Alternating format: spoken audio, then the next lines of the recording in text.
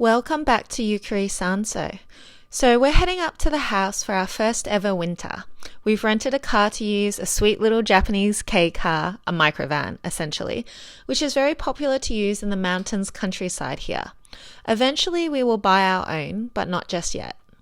I suppose I should do a mini introduction for any new people following our little adventure. I'm Leah, an Aussie who's been living in Japan ever since I graduated from university in Melbourne. Met the husband here, he's a Brit. Right now he will feature in a lot of the videos, especially when we start smashing down walls, and eventually you may hear his dulcet London tones one day. But for now you're stuck with my Aussiness. This winter hasn't been the greatest, especially compared to previous years. So in a way, it's a really good little test to ease our way into winter living here. Last time we were at Yukkuri, we tested that everything was working, i.e. water, electricity, kerosene heaters, etc. Bought some minimum essentials like all our white goods, cutlery to ensure we would be able to cook and just live there for a bit. We also borrowed a spare mattress from one of our mates that is in the area. So this time we're coming up with extra things from Tokyo like spare duvets, pillows, bed sheets and all that jazz. We plan to just stay on the first floor, i.e. the living room where the main bathroom and toilet are, to conserve electricity and not waste warming the entire house. This will also allow us to gain a rough idea of how much utilities will cost us for a winter month, which would be the most expensive in later years, heating it up, so we can predict it for the future and adjust previous budgeting.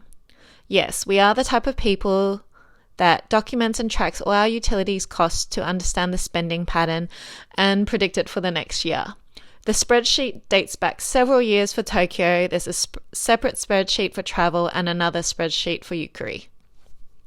So whilst you get to enjoy this charming montage of us setting up our little living situations for the winter, making our first meals, constant vacuuming, insects, bugs, the joys of mountain living with old walls, watching movies on hubby's iPad, got to bring a screen up next time, I'm going to waffle on about some of the basic things you should consider when looking for an old mountain property or AKIYA, and whether it's actually feasible for you or a brand new home may be better, since there has been a significant trend online of, oh my god, we can get a house for so cheap, practically nothing in Japan. But really, as with everything, there's always extra costs to consider. Financially, when you think about buying a residential home anywhere in the world, one probably needs a mortgage. A good rule of thumb in Japan is that the mortgage amount you are eligible for is 7 times the amount you are earning. And this can be 7 times the combined earnings if it's you and a partner. For example, say if your combined salary was 10 million Japanese yen, your mortgage maximum would be 70 million Japanese yen. If you're purchasing a property that is more than the mortgage maximum, i.e. 75 million Japanese yen, you would have to pay the difference up front in cash, 5 million Japanese yen, along with any of the initial fees like house ownership, transfer costs, agent fees, which are generally around 3% on average. Another great thing we discovered in traditional new home purchasing in Japan is if you decide to do any renovations, one can also add that amount into your mortgage, as long as it's within the mortgage limit and the renovation is considered and paperwork choices finalized at time of purchase. It can't be added after. Also to note, if you're wanting to build your own brand new home, on average to build from the ground up, not including land price, is generally between 20 to 30 million Japanese yen, about 140,000 USD to 210,000 USD currently, if you're paying a renovation company. And obviously one can spend a lot more depending on how fancy one goes. Be aware in Japan, one can only have a personal mortgage one property at a time. If you want to get a second personal mortgage, you must pay off your first mortgage in full.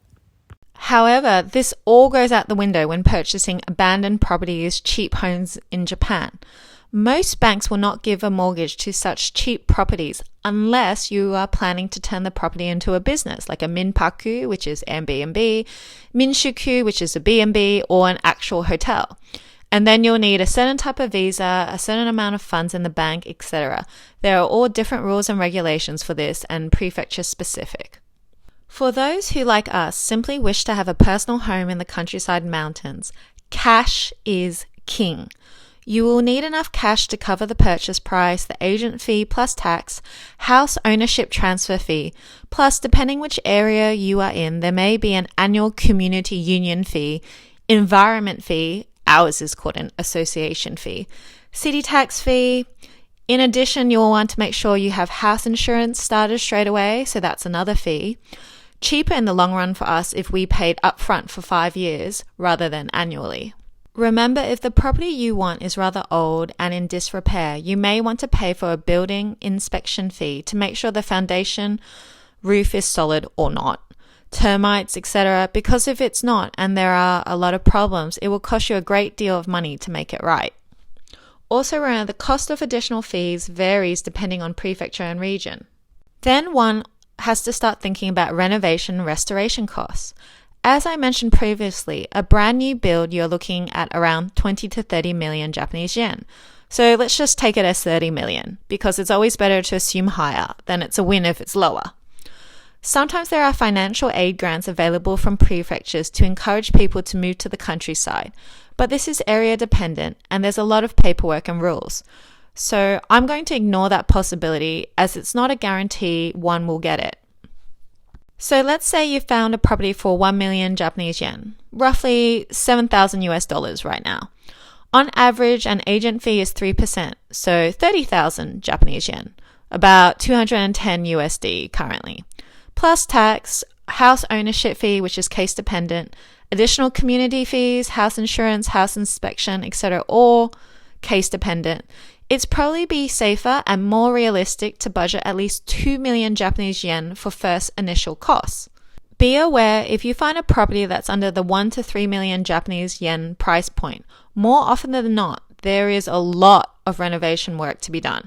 It may be structurally unsound, unless you find a unicorn like we did, and I'll do a separate video at some point of ours, because ours was a rarity, the right time and place, so please don't think it's a common occurrence. If you're hitting a selling price of 5 million to 10 million Japanese yen, approximately right now 35,000 USD to 70,000 USD, most likely it will be livable. However, aesthetically and sometimes still structurally, you will probably want and still need to do some renovations. Right, so you've got 2 million roughly Japanese yen saved up in cash and you found a place but it needs work. The question you have to ask yourself is, are you going to be doing the work, the labor to renovate and restore, to have the funds to pay for the materials needed? The reason a lot of people have these great stories of owning a house in Japan for cheap, practically nothing, is because they did the work themselves, i.e. they do not pay for labor. They are the labor, which is amazing that they have the skill set or the time and savings to learn to do it themselves.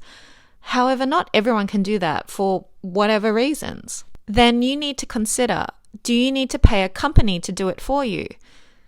If you do, you may want to just check if such a venture of buying an abandoned house in Japan, an old property, is financially viable for you.